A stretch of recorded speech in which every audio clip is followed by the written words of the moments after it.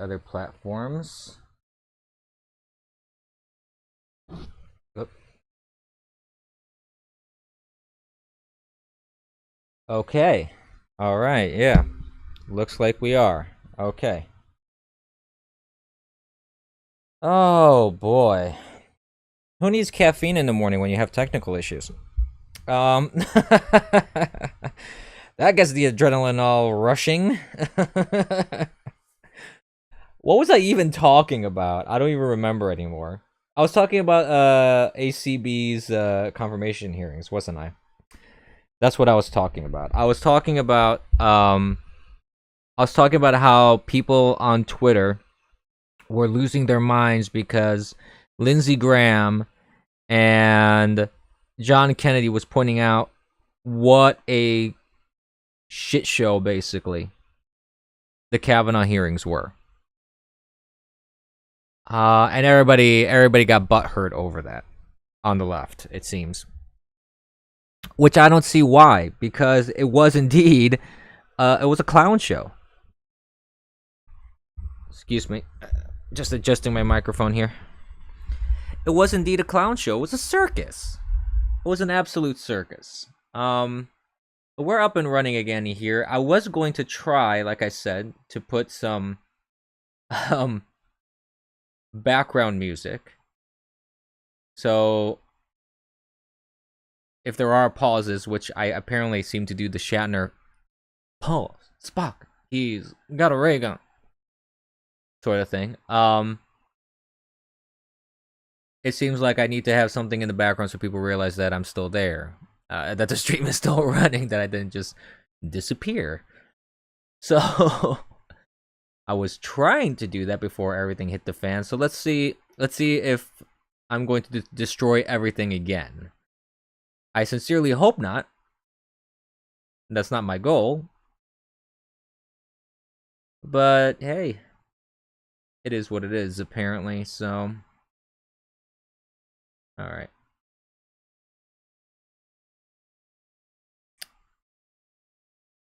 Now that's there. Why aren't you playing?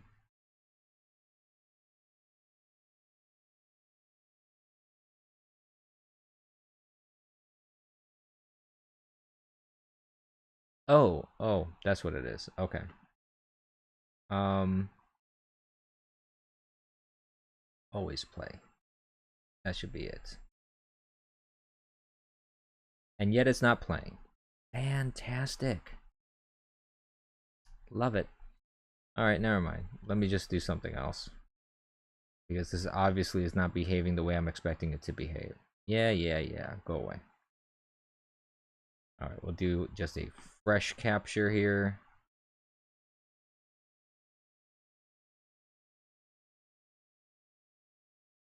It'll just take me a second here. I usually don't like to do this stuff on air, but I've been wanting to do this for a while, and now I have the opportunity. And I might as well just get it done. I mean, we're all here. We already had all sorts of technical difficulties. Why not? No, but going back to the whole Kavanaugh thing, what happened with Kavanaugh was absolutely ridiculous. It was a joke. You might get ear raped, so please keep that in mind. Okay, that is so weird. Now it's not. This is not playing. What on God's green earth is going on? Oh, I think I know what's going on. I think I know. There we go. Sorry, I knew there was going to be some ear rape. I apologize. Sorry. I'm so sorry. Okay. There we go. So we should have some slight little music background there going. I'm going to double check here.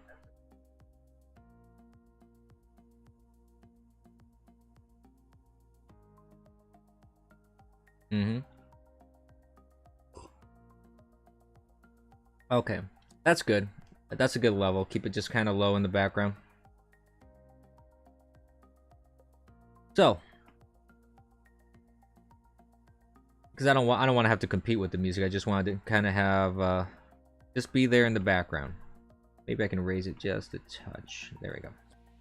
So I haven't watched any of this, so I don't know how much of a circus it is, but I plan on doing a little bit of watching of it now after the stream, just to catch up and see what's going on with the hearings, and to see if the Democrats will actually decide to, you know, not be partisan and decide to not play political games and not just insult people and be bigots because of a person's faith. Because that's really the biggest thing that has been going on with Amy Coney Barrett, is the fact that she is being constantly attacked for the fact that she's religious, that she's Catholic, of all things. So it's been, to me, it's been shameful. It's been absolutely shameful that should even be something that comes up. And you know they're going to ask her about Roe versus Wade. They're going to ask her on gun control. They're going to ask her on all this sort of stuff. And it's stupid. It's stupid to ask her about this stuff. It's stupid to ask Kavanaugh about this stuff. It's stupid to ask even a liberal justice about this stuff. If there was a second RBG, for example, sitting in the hearing right now. Because any judge that has a modicum of intelligence and a modicum of an understanding of the responsibility that they're undertaking will never prognosticate and foretell what their decisions are going to be made, because the decisions shouldn't be made by them. It should be made by the law. So to me, the hearing, if you're going to ask people what they're going to vote on, how they feel about certain things, this and that, you are doing a grave disservice, because really what you should be doing is talking about this person's record, talking about this person's decision making based on their interpretation of the law. How do they interpret the law? That's where the question is. That's where the question lies. That's really where you need to look at this sort of stuff. And the problem is that people in politics are just too partisan. They don't care about the letter of the law. They made it very clear that they don't care about the letter of the law.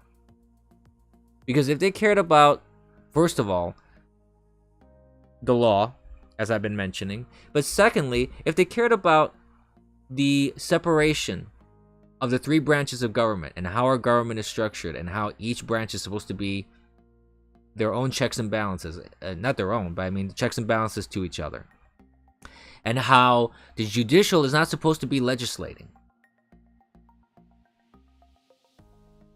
If they cared about that sort of stuff, if they cared about how each branch of government needs to stay in its lane, you wouldn't ask those kinds of questions. You would ask the kinds of questions to see whether someone will stay in their lane in that branch.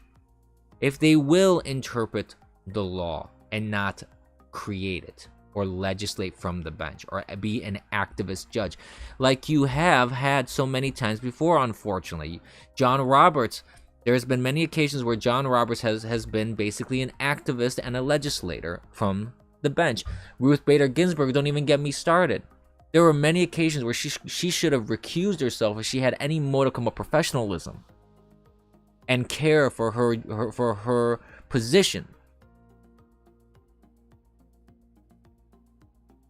And really, that's the biggest question to me for any judge.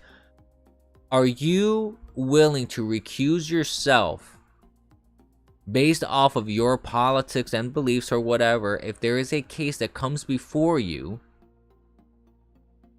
that you clearly have a bias in, that you cannot separate your personal feelings towards this case versus the letter of the law?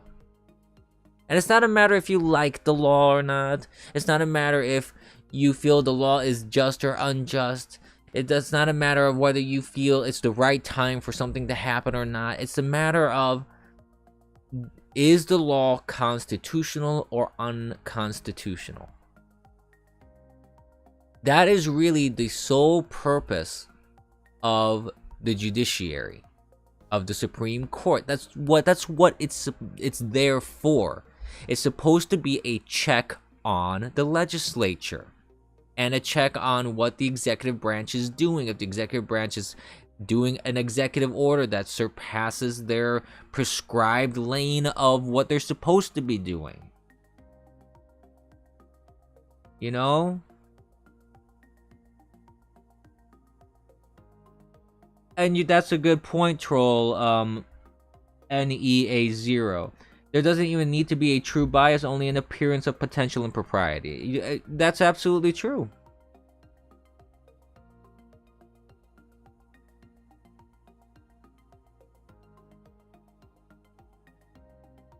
Yeah, everything seems to be working now. I don't know what happened. Well, I restarted, as you said, Mark. I restarted the computer, and then I also had to reset my key because it seemed like my key got borked. I don't know what happened with Bitwave. Something happened with my Bitwave key, and there was a combination of things. Because I was able... OBS got completely messed up. I had to do a restart to reset everything, and then when I tried to connect, I had to reset my Bitwave key, because my Bitwave key didn't want to work anymore. So I really don't know what happened. I'm really not sure.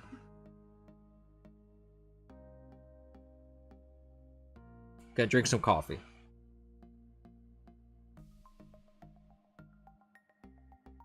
I'm not sure where the blame lies.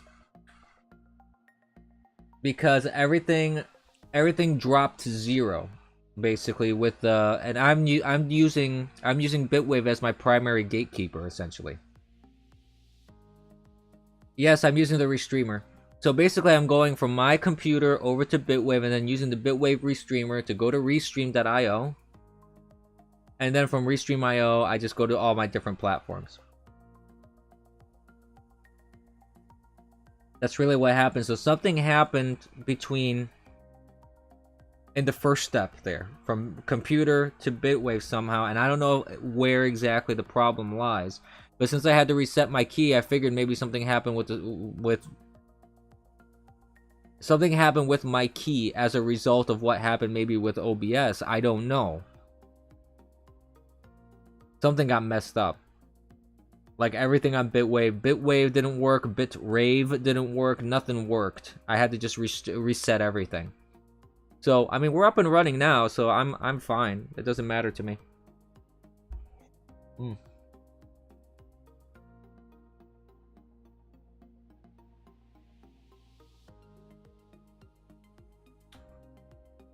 Well, I tried to. I don't know. You know, maybe. Could have been alt services. I don't know. I really don't know. Everything seemed to be working just fine. I have no idea why. I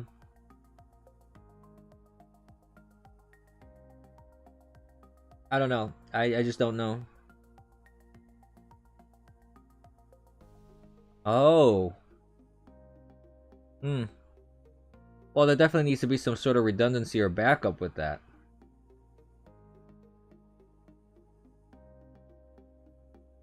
I mean, I don't know what the Bitwave configuration is for that, like all on the server side and the back end. I really don't know. Ooh, excuse me, I just hit my microphone. I do imagine that there's some sort of redundancy that Dispatch has put in there. That, okay, maybe my assumption is wrong. Gee, what was I thinking?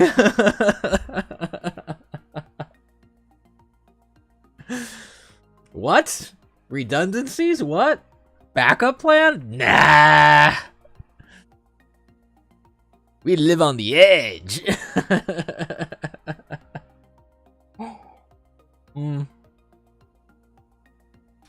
You're in the wrong place for that type of engineering.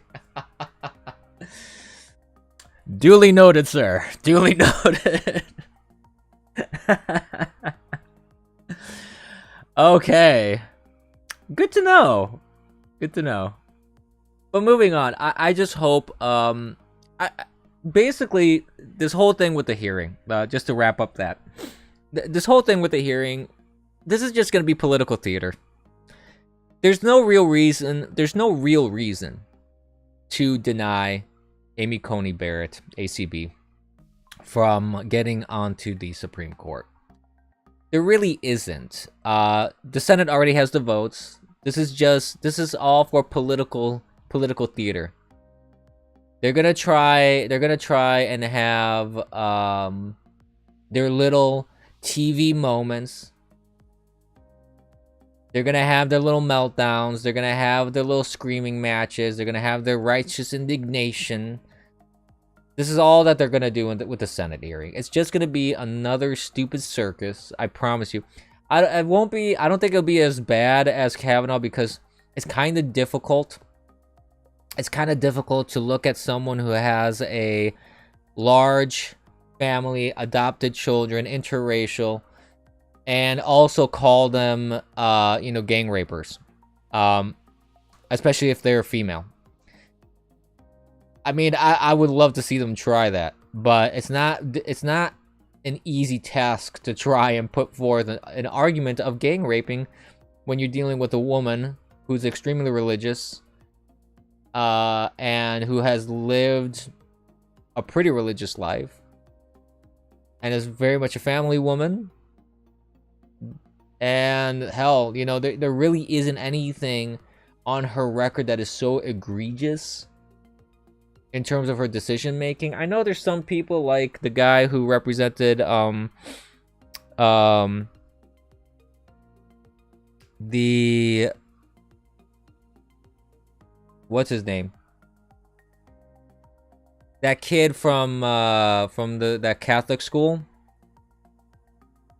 I'm having a Biden moment here. Hold up.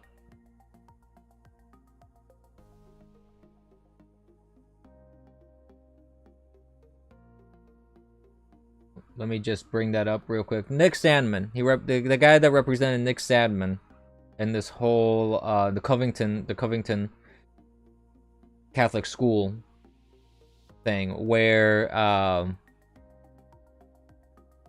the attorney that represents him, he's been Nick Sandmann. Thank you. Yes, he's the attorney for Nick. From Mr. Sandmann. He's had a lot of issues apparently with Amy Coney Barrett and her decision-making process. But I looked over some of the stuff that he complained about, and I'm like, well, I was like, okay, I can understand why he views that as probably a bad thing, but I looked over some of that stuff, and it doesn't seem as egregious as he was claiming. I think we do need another Scalia on the court. I do think we need some. I can't talk today. I do believe that we need constitutionalists, and this isn't a conservative or a or liberal thing. This is a matter of law. To me, the Supreme Court should be apolitical. The Constitution is not a living document, and this isn't just a matter of philosophy. It's a matter of the Constitution was written back in 200 plus years ago. Okay? This document was designed as a framework and a foundation for this country, and then you build amendments and laws on top of that. The document is not outdated because the way it was written in a way to make it a template and a foundation. That's why other countries that came afterwards, like when Italy was unified and other countries have gone through different transformations, became parliamentary republics, many countries used the American model of the Constitution to build their constitution and their countries and their legislatures and their governmental systems. They didn't do an exact replica, but they used the American Constitution as a foundation because it was the first representative republic that we have. It was the first constitutional republic in history, to my understanding, where the government was designed by the people for the people. So it was an innovative concept back then, and other countries have modeled themselves off of it since then. And the Constitution is not a living document that can just be interpreted as you want. You have to look at, it's kind of like reading a book. I can read the Count of Monte Cristo. I can read the Iliad and Homer. I can read the Divine Comedy. And I can't just interject my own interpretations in it. That's not, I mean, if the author had an intent in how he wrote the Divine Comedy, which Dante did, you know, when Cervantes wrote Don Quixote, he had an intent when he wrote that book. Authors generally do.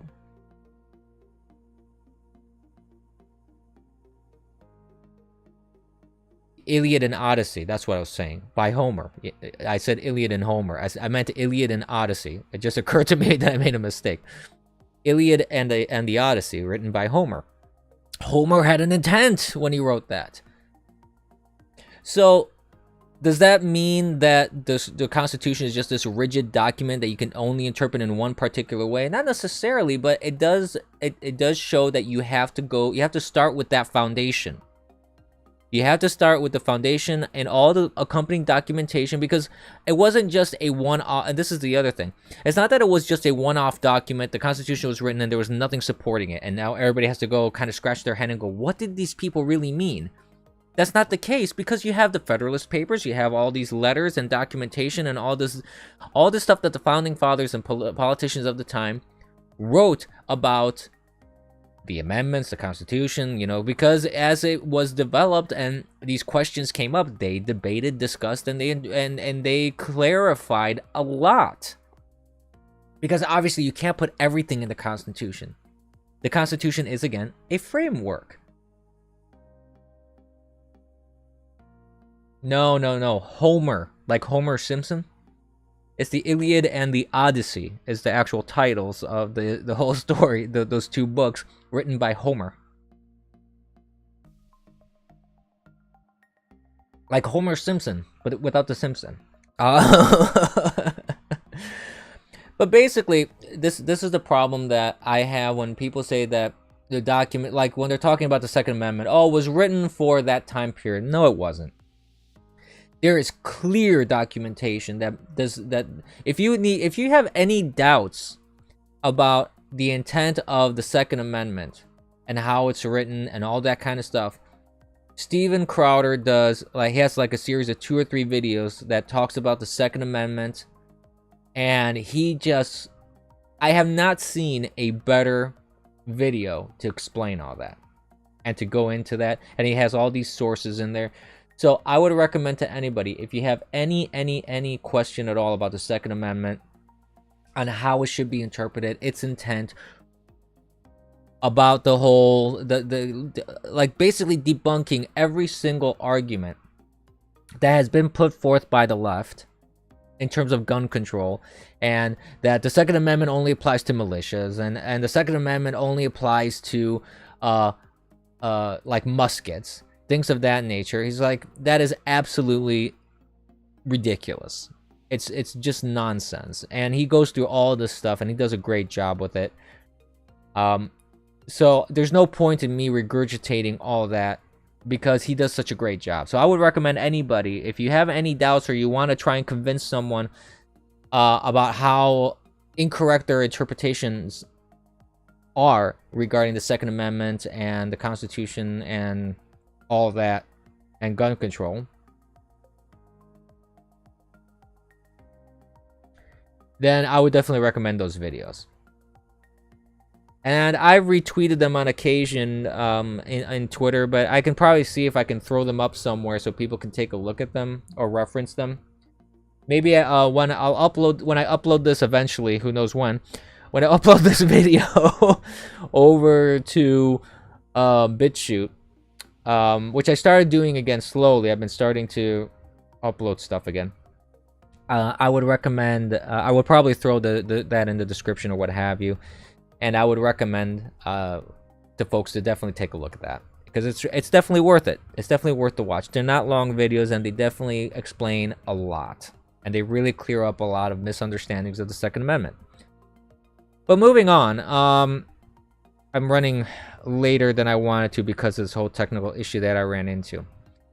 Let me take a look here. There are a couple things I wanted to talk about. Now, this has been also really, really big news. There's been this in Denver.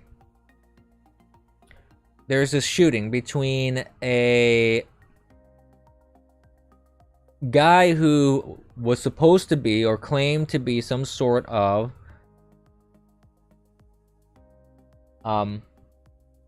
security guard, but he wasn't. He had no license for it. It was all like, it was all messed up. This guy should not have been carrying a gun with him. This was basically this guy just killed a Trump supporter, point blank range.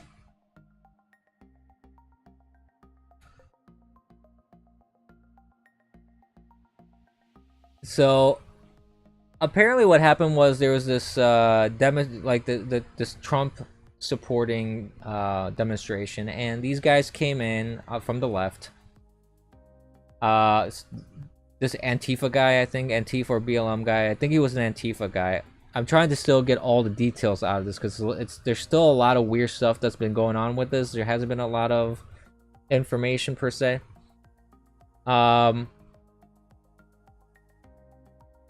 They were kind of factioned. These two started exchanging words and they got into each other's face, and there was an altercation. And the Trump guy had just a pepper spray can in his hand. And there was first a physical confrontation between the two. Unfortunately, all the sources that I've seen only show me the altercation after both of them have their hands on each other. So you have the Trump supporter with his hand on the guy's face, and the Antifa guy with his hand on the Trump supporter's chest. They push each other away, and then he pulls out the gun and shoots the guy point blank range, while the Trump supporter just shoots out some pepper spray. So it seems like this wasn't really a justified shooting. It seems like, at least from the evidence that I've seen, it seems like this guy went out there. He was not licensed to be a security guard. He was not. I don't know if the gun if he was legally carrying it or not. I don't know any details about that. But there seems to be a lot of problems with this. So, oh hey DoomTube, thanks for the follow on Twitter. Much appreciated. And hey, you know what? That actually brings me into a good point of shamelessly self-promoting myself. Hey, DoomTube just followed me. You should too. Follow me on Twitter. Gab, Parlay, Minds, Float, all those platforms, even all the video ones, DLive, Twitch, Float again, Bitwave, BitChute, YouTube, all that stuff. You know, follow me on all those platforms. You'll see them on my pinned tweet. And I invite everyone to follow me on all those platforms, so you know when I'm live and when I'm having technical difficulties, and when I'm boomering up the stream. And if you want to support me financially, I appreciate that. You can buy me a coffee at coffee.com/theeternalabyss. That's ko-fi.com. And if you want to provide some cryptocurrency, there's the Ethereum wallet address there in the description of the video. You can do that as well. On Bitwave and DLive and some other platforms will show you that in the description. Not all of them will, so please go to the platform that does. I'm still working out a new way of getting cash, excuse me, getting direct money support, because I got rid of my PayPal. I don't like it. PayPal is trash. So we're working on that. But honestly, like I mentioned this before, many times before, the best way to support me really is to follow and share. Growth is really the best thing you can do for me, more than anything else. So I just wanted to throw that out there. Thank you very much. But moving on. So this thing has been a big deal right now, honestly, with this whole shooting. The escalation of violence that has been going on, it has been really troubling to me. And you have You have reports of Antifa and people saying that they're already planning for riots after the election. On the assumption that Biden will lose, which most likely he will. Oh, I got a great report about Biden too. Don't get me. I'm not gonna get ahead of myself because this one's really freaking hilarious. I'm not gonna lie.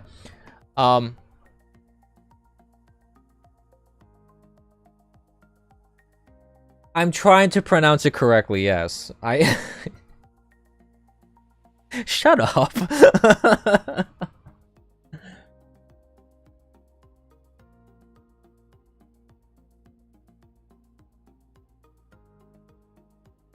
No one with any common sense will want to mod this place.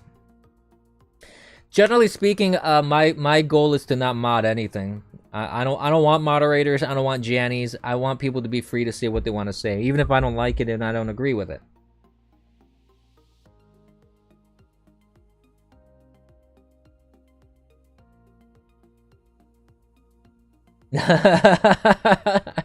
Sorry, just reading chat.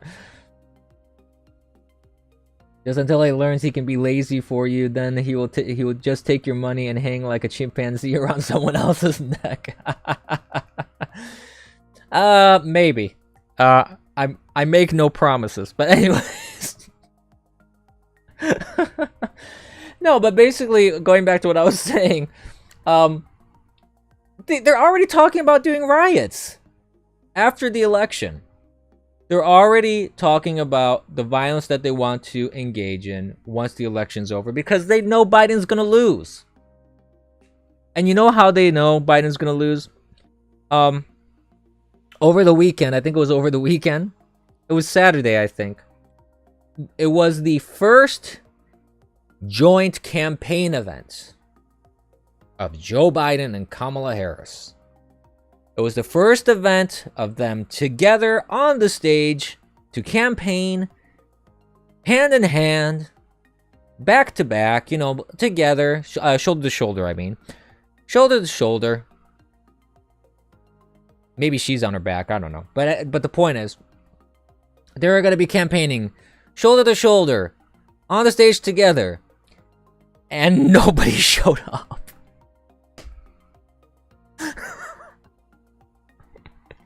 Nobody showed up. And there was a news report. No, I don't think he asked her that. I don't think he asked her about why she wasn't stocking soup. But the point is, it's unheard of. It is unheard of that a major political campaign, something like that, where your presidential campaign, I mean, your presidential candidate and your vice presidential candidate show up together for the first time. It was Arizona, yes, sir. Oh, yeah, there was this Arizona joint campaign event because it was the first time they were together. Because so far, they've been separate in their campaigning. And that was the first time they got themselves, which seems strange to get to wait so long, honestly. I mean, it's not even like, what, 3 weeks away? And now you decide to start doing campaigning together? That seems very strange to me. I thought you would do that much sooner. But anyways, that's a whole different argument. They go ahead and do this. Nobody freaking shows up. The Arizona reporters are like, we don't understand what's going on here. And the campaign people start making up all these excuses, saying, oh, we didn't really talk about it. We didn't really inform people about it. We kept all the information kind of on the down low. And then afterwards, yesterday there was another event with Joe Biden, which he actually had a smattering of people. He had a handful of people, like maybe 10 people, 12 people, something like that. And you had a large crowd of Trump supporters that were in the back, like of 30, 50 Trump supporters that were started chanting, 4 more years, 4 more years, basically drowned out Biden. The guy has zero enthusiasm. The guy has zero support. This election, there's 2 ways that it can go, okay? There's 2 ways that this election day will go, in my opinion. And this is just my opinion. I'm soapboxing, of course. I don't know if this is going to be the case, but this is what I'm envisioning. And maybe it may be true.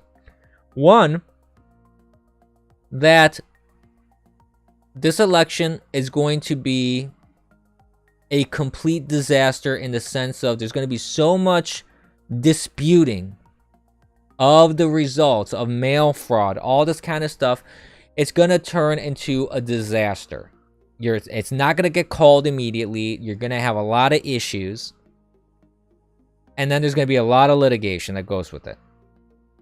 Or, and this is the one I'm thinking is going to happen. I could be wrong, but this is what I think is going to happen. What I think is going to happen is it's going to be a landslide. I think Trump is going to win in a landslide because there's just zero enthusiasm for Biden. Biden will get his base. There's going to be the base because the base will vote for him. But there is zero enthusiasm for Biden. Nobody wants this guy to be president. Nobody wants Kamala Harris to be vice president and or president because most likely Biden won't even last one term. So there is not a lot of enthusiasm on the left, and that's a huge oversimplification. So what's going to happen is there's going to be a landslide. It's going to be called, and then you're still going to get all this disputing and riots and shit show that's going to happen afterwards because that's just a given at this point, in my opinion.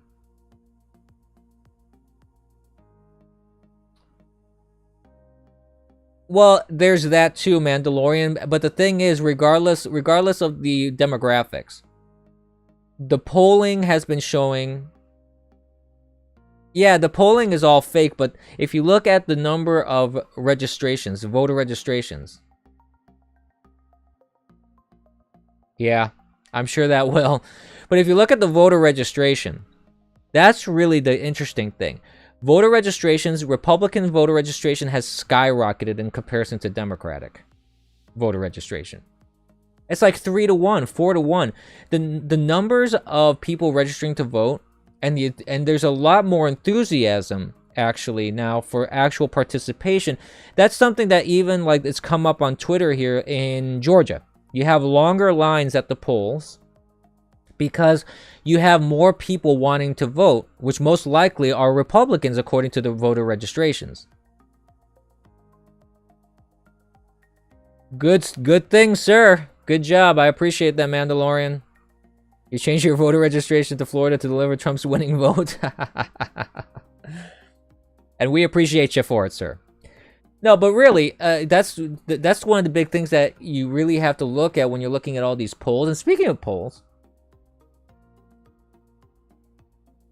well, friend, you can't be our friend if that's going to be malarkey.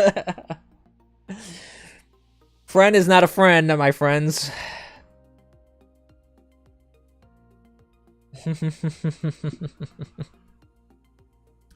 Drinking some coffee. No, but really, I think what's gonna happen. My feeling is that what's gonna happen is there's gonna be a landslide. It's gonna be disputed, of course, because the left didn't accept the 2016 results. They're not gonna accept this year's results. They already prepared a team of lawyers. The Trump administration has already prepared their team of lawyers.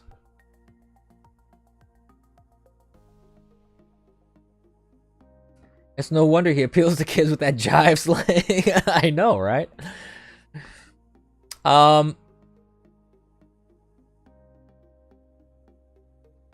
Yeah, I mean, at this point, from what I've been seeing with and speaking of mail-in ballots, this is something that's interesting.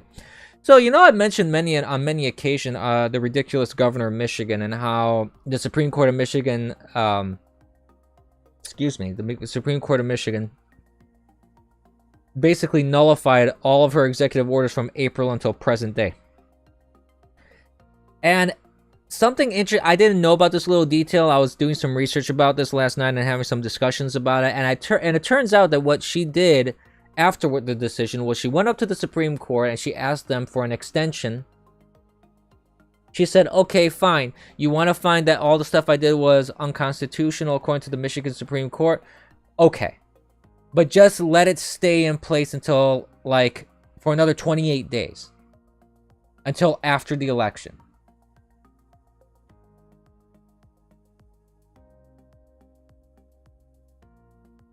And I thought about that. And I was like, gee, like that is very strange that she would be so specific into wanting her executive orders to stay in place up until election. And then it occurred to me, no, it's actually not strange at all. Because, and I'll give you 2 seconds to think about why, because it's pretty obvious why she would do that. Your 2 seconds are up. Here you go. The reason why she did that is... The reason why she did that is because she wants to push people to not go to the polls. She is engaging in voter suppression. She wants to force people to do the mail-in voting. And gee, I wonder what motivation is behind that. Oh, wait a minute. You know all the news reports of like 60,000 ballots being found or, harvested or thrown in the garbage or whatever? Like in New York and New Jersey and in all these different states? Gee. I wonder why she would push so hard to keep people home and do mail-in ballots. And that's the reason. The reason is because she wants to engage in voter fraud and voter suppression. But now the Supreme Court listened to her arguments and of Michigan, and they said, jump in the lake. No. Your executive orders were unconstitutional. We're not going to delay that. They're immediately revoked. And there's not going to be a post facto date that we're going to do that. It's going to happen now. So her response, she was forced to say at that point, okay, fine. Oh, what happened? I can't hear myself anymore. What's going on?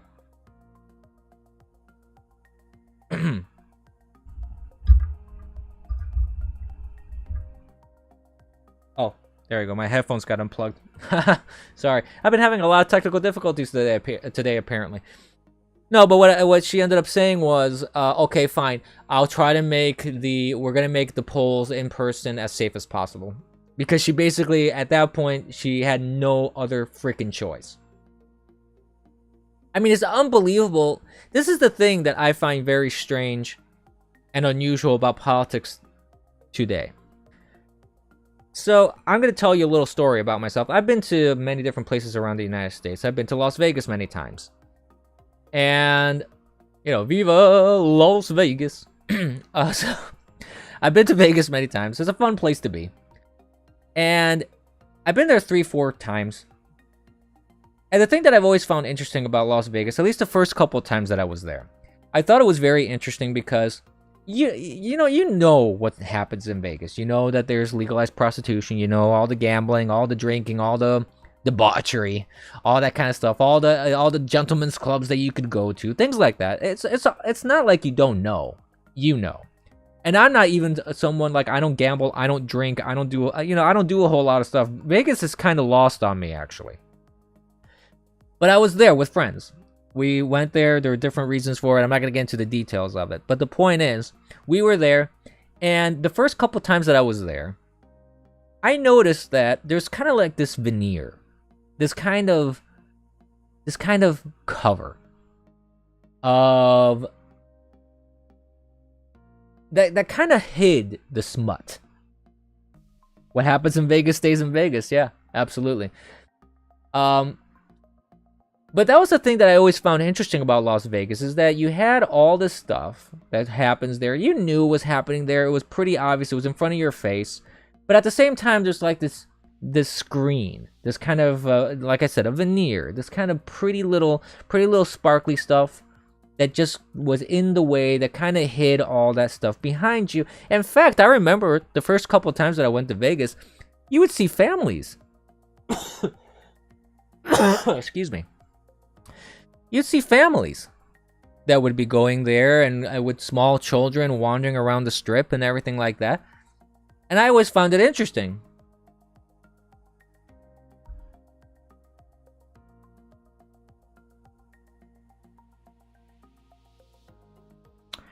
No, you don't necessarily need a reason to be in Vegas, but I mean, but that's what I mean. The stuff is like Vegas is there in your face, but there's this kind of fog and mist that kind of shielded you from the really like debauchery and on the really smutty stuff.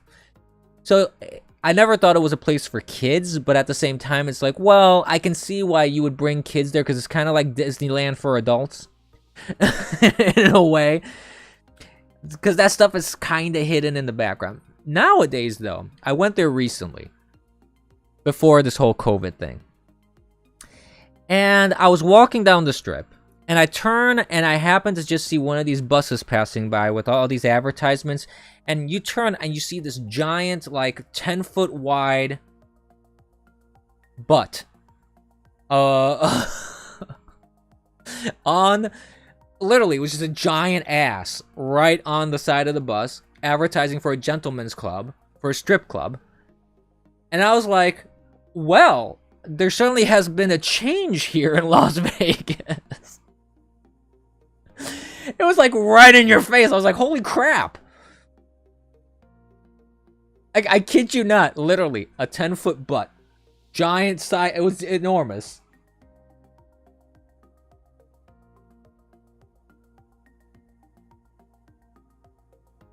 Well, they may change it again, but the point that I'm making is that there's this kind of veneer before.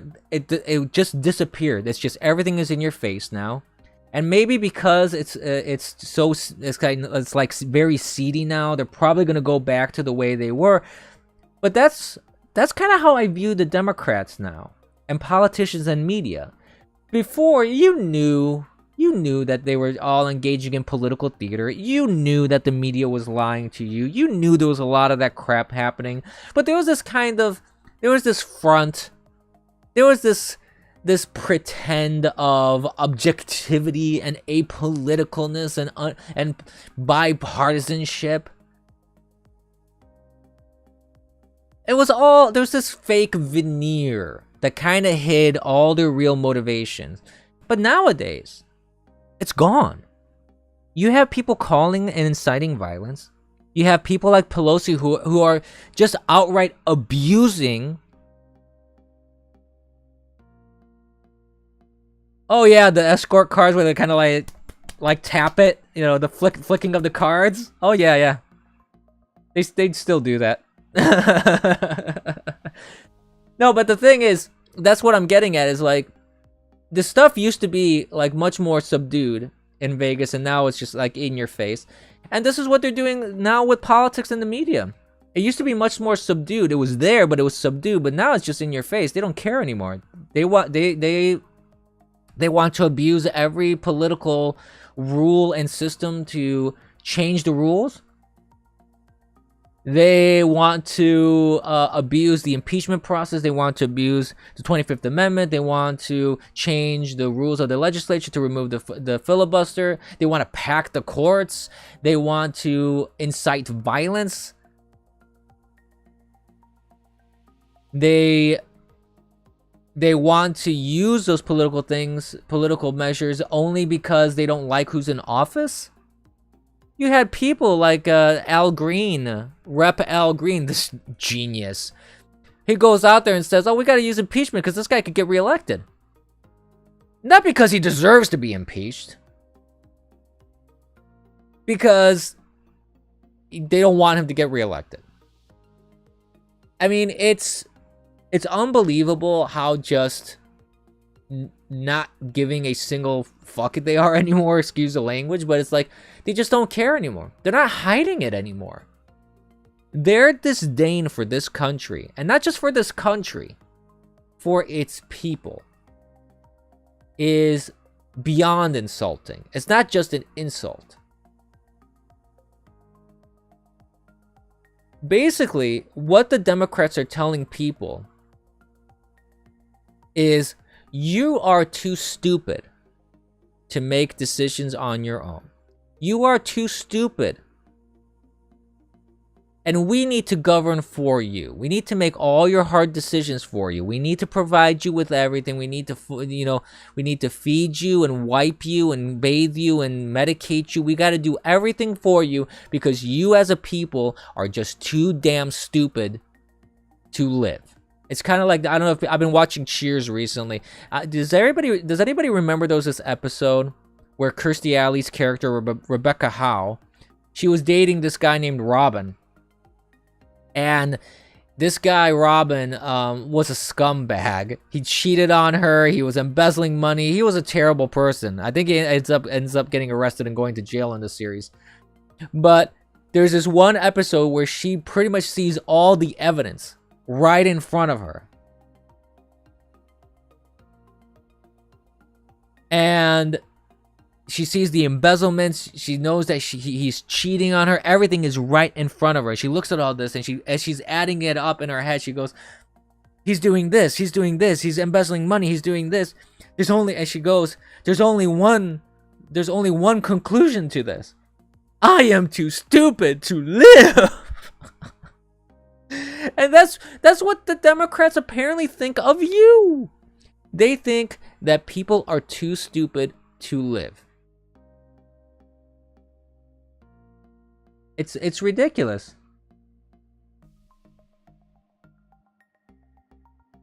It's ridiculous. So, Twitter actually has started removing those videos apparently.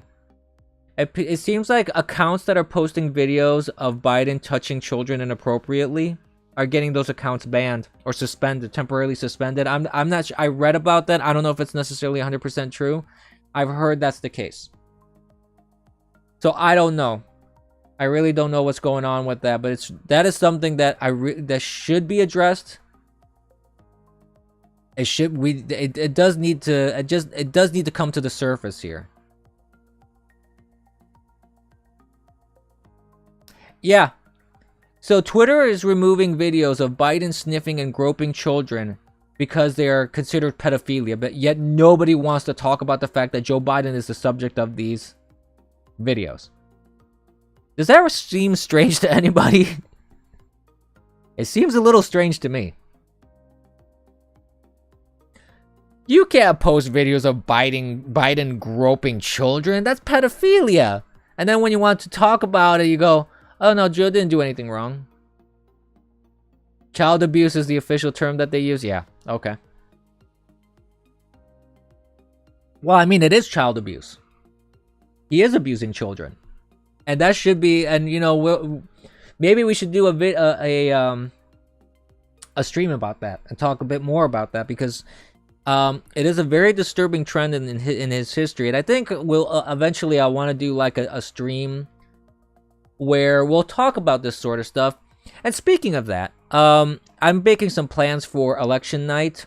So election day, November 3rd, is a Tuesday, if I'm not mistaken.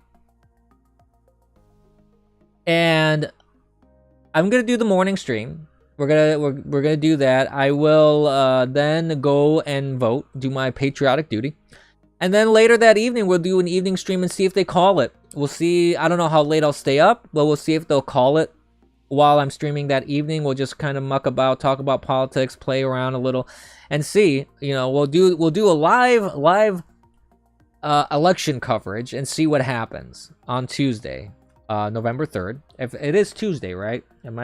Hopefully I'm not mistaken here. I believe it is Tuesday. Yes, it is. It's Tuesday. Okay. Just want to make sure I was saying the right day. So I definitely want to do something like that. I don't know when the next debate is, but we'll definitely do a debate stream as well for the next debate. And it would be fun if this was my full-time job. If streaming was my full-time job, I would love to do just a full-time streaming of the hearings as well. But I can't do that, unfortunately. I got other stuff I got to take care of. So with that, just to conclude kind of what I was saying before, I kind of got sidetracked with the pedophile thing. What was I talking about? See, I'm talking about Biden so much, I'm having Biden moments. No, but basically, what was I talking about? So, chat, help me out here. I lost track of my train of thought. Let me drink some coffee. That might help.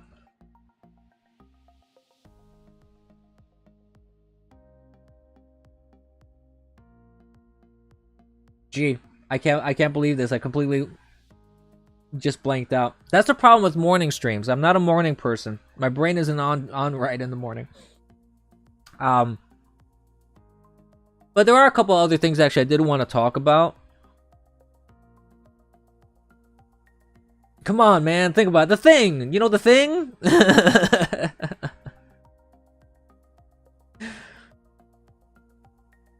But there are a couple news items that I do want to cover as well before we conclude the stream.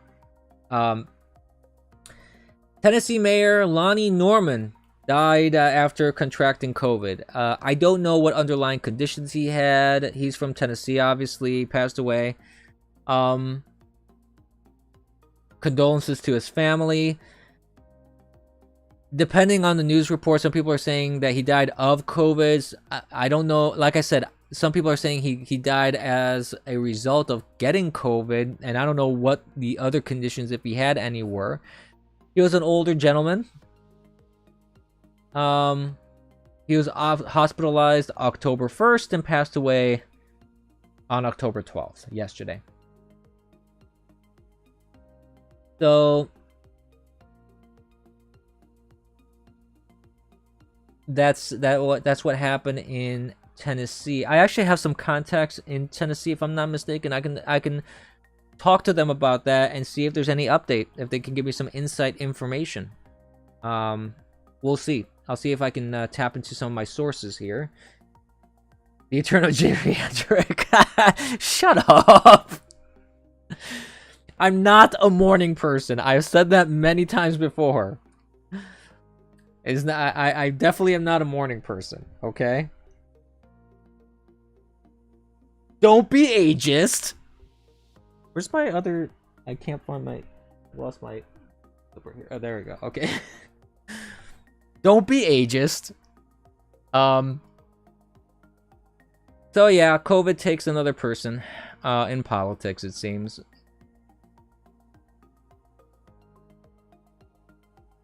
There's some other information that you have.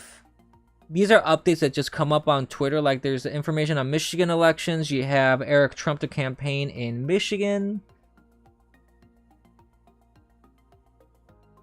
You have polls coming out that seems like certain areas are turning red for the first time in Michigan. I mean, Michigan is going to be one of those battleground states.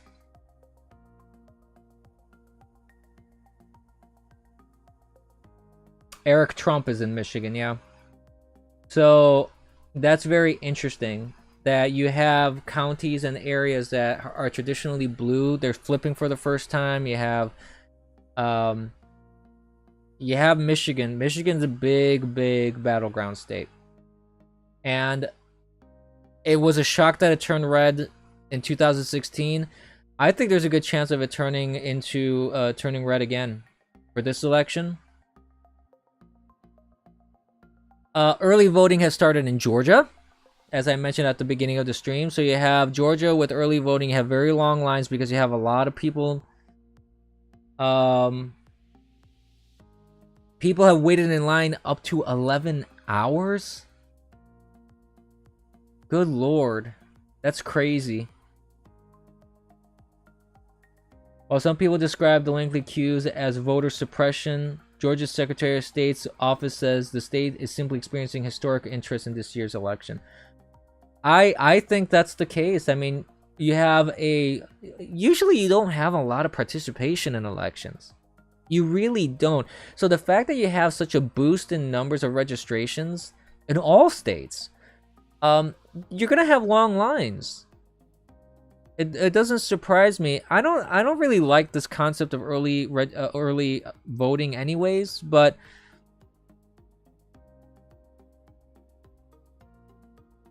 I don't know. To me, I don't like it. I prefer people voting on election day.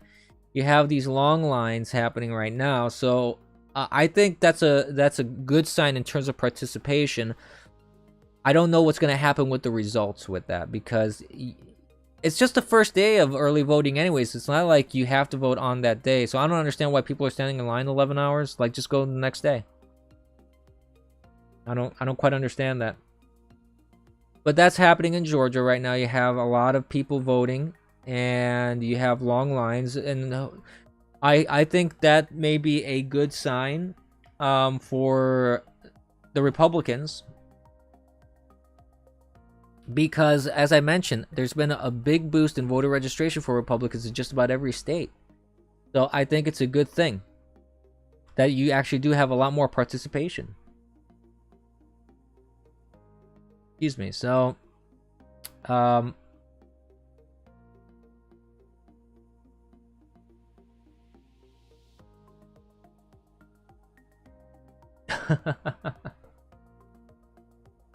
what's going on here? This just happened apparently an hour ago. Breaking: an accidentally cut cable has caused the entire Virginia voter registration online system to go down on the last day to register to vote before Election Day. So today is the last day to register in Virginia. And how does that how does that even happen?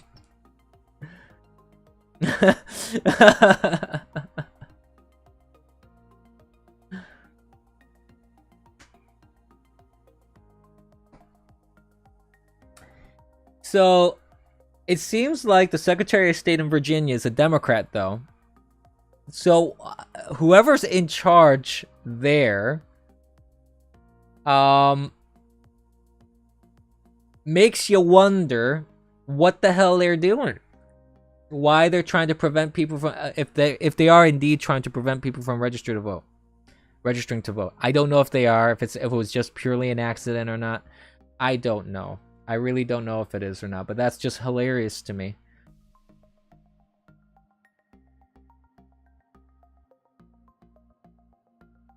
Keith Olbermann is trending again. Seems like Keith Olbermann is just the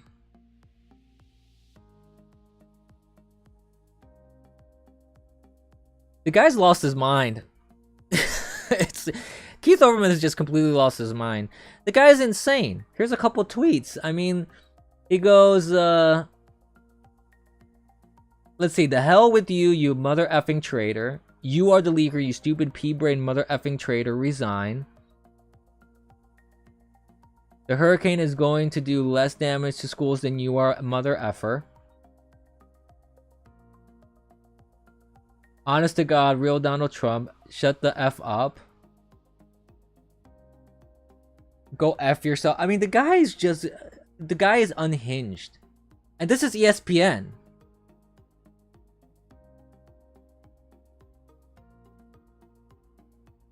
I mean, this is ridiculous.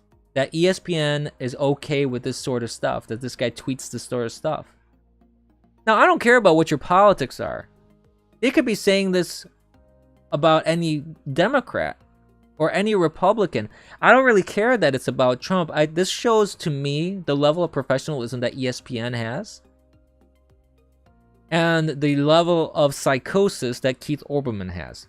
Keith Olbermann needs psychological help. Someone that tweets like this regularly and is losing his mind like this, and is wanting to round people up Stalin style and Mao style and Nazi style. This is a real big problem. These people need psychiatric help. And you also have another ridiculous trend on Twitter: turn Texas blue, please. Texas is not going blue. I know that's what liberals would really want. They really want Texas to turn blue, because that would be a giant flip and would really change the electoral map.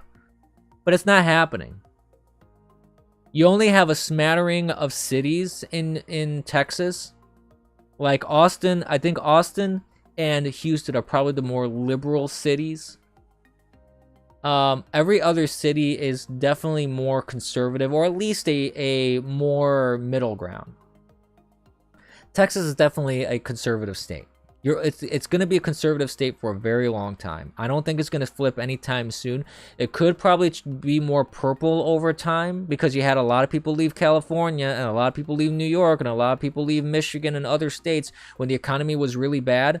And now presently, with all this ridiculousness that's happening in California and New York, you have an exodus. Even Bill Maher talked about how there has been an exodus from California because people are paying all these high taxes and they're getting nothing out of it. They're getting poor leadership. They're getting feces on the streets. They're getting hypodermic needles everywhere. You're getting all sorts of garbage. And a lot of people have been leaving California. You had some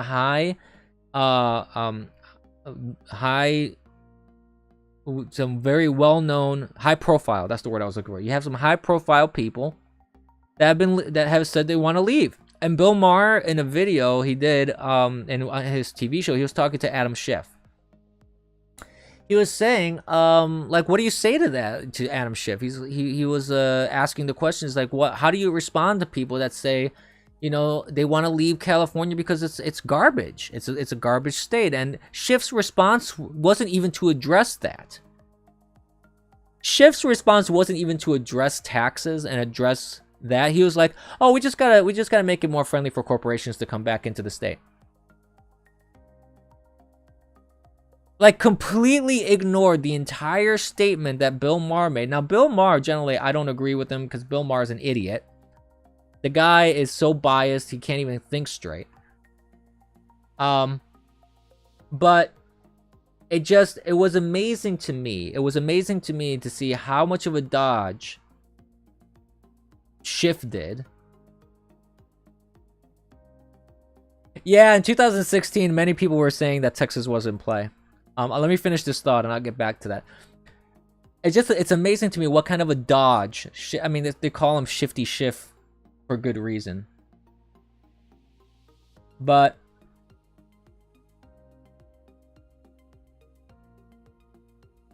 it mind boggles me. It mind boggles me that these politicians have been getting away with this bull crap for years, that nobody's holding their feet to the fire. And when you actually have an opportunity, Bill Maher had an opportunity to hold his feet to the fire. What does he do? He lets Schiff squirm out of it and dodge the question. It doesn't even, and I didn't see in the video, at least that I saw, I didn't see any sort of follow-up or any sort of, well, wait a minute, why don't you just answer my freaking question kind of deal. I didn't see any of that. Maybe there was some follow-ups in the whole show. I didn't see the whole show. So, to be fair to Bill Maher, excuse me. To be fair to Bill Maher, I don't know if he did any sort of follow-up stuff. But Bill Maher, he's pretty much a leftist. He says he's a libertarian, but he's very much a liberal. I doubt that he would really hold Schiff accountable for his answers. So, it is what it is. But going back to what you were saying about that, yeah, I do remember that. In 2016, everybody's like, oh, Texas is going to go blue. Texas is going to go blue. Texas isn't going to go blue. I sincerely doubt that. There may be, like I said, there may be little pockets here or there of, like I mentioned, Houston is kind of a blue city. You have a more liberal city with Houston. Austin as well is a little bit more of a liberal city. For the most part, the rest of the entire state is pretty much conservative to varying degrees. Even the Dallas-Fort Worth area, more liberal a little bit in the Dallas-Fort Worth, at least in the Dallas area, but Fort Worth is very much more conservative. The whole surrounding area is conservative. It's small pockets.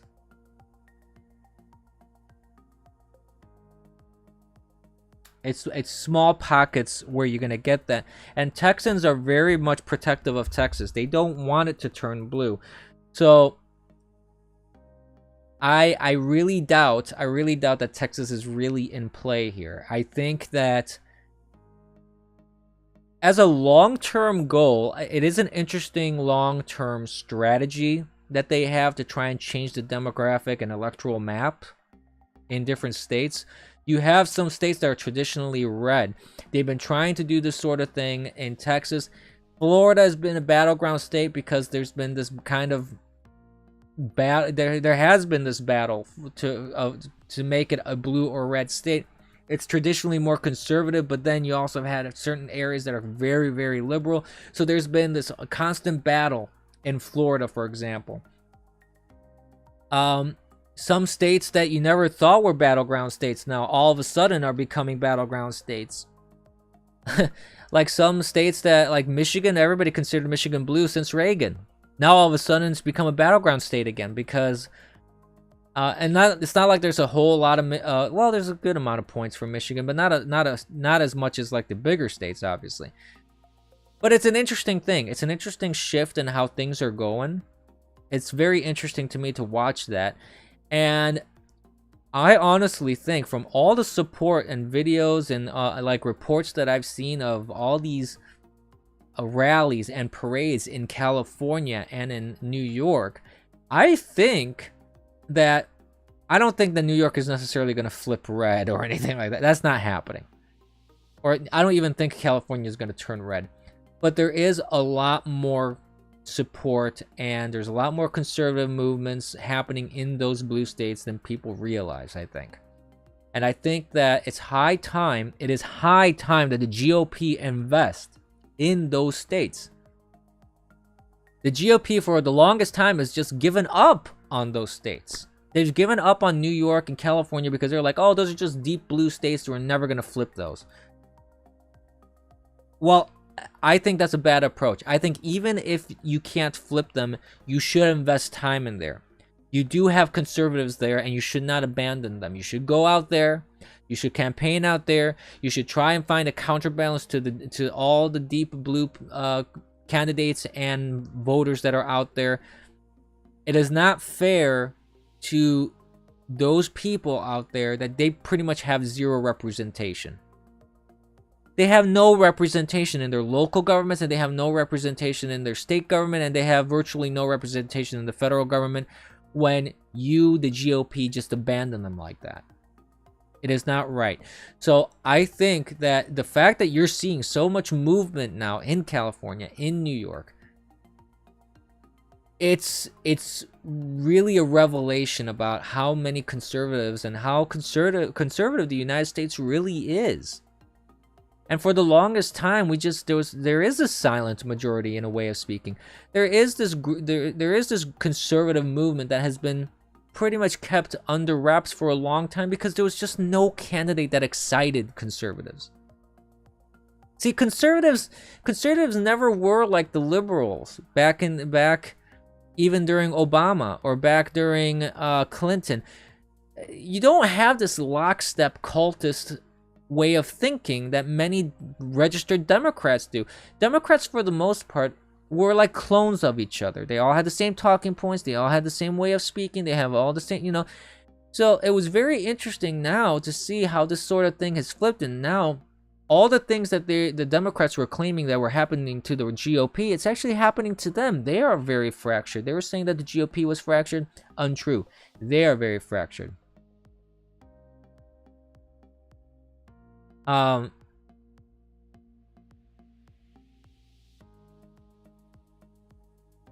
So I don't know. There's a lot of interesting things that are happening in terms of politics and the electoral map and demographics and things like that. And for the longest time, like in my lifetime, it seemed like things were pretty static. Instead, they're not. They're not static at all, and I think that's really like fascinating. That's really fascinating to me.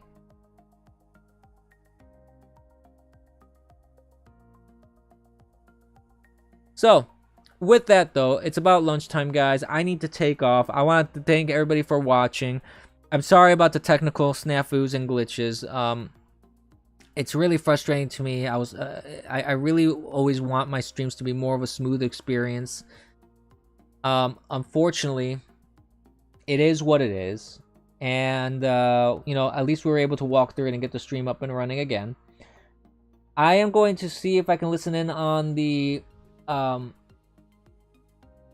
hearings today for Amy Coney Barrett and see if, for next time tomorrow, which is Wednesday, tomorrow morning, we're going to get on stream again. Make sure you have your coffee.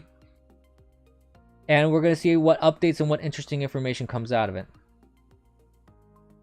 And remember, kids, as always, I'm going to sign off. It doesn't matter what the polls say. It doesn't matter how high the registration for Republicans are. Remember, kids, don't be complacent. You need to get out there. Don't worry about the numbers. Don't worry about the polls. Don't worry about anything.